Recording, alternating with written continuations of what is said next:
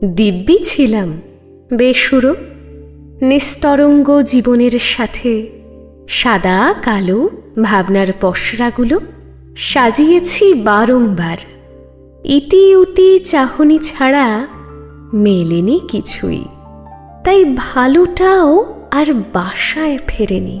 হঠাৎ পালে হাওয়া, বেসুরো জীবনে সুরের মূর্ছনা, ভাবনারা রঙিন পলাশের রঙে, চাহনিগুলো স্পর্শ পেতে চায় একটুখানি ফাগুনের। ভালোটাও তাই সন্ধি করেছে বাসার সাথে। আজ মনে হয় একটি শব্দই একটি কবিতা, আর এসব হয়তো তোমারই জন্যে।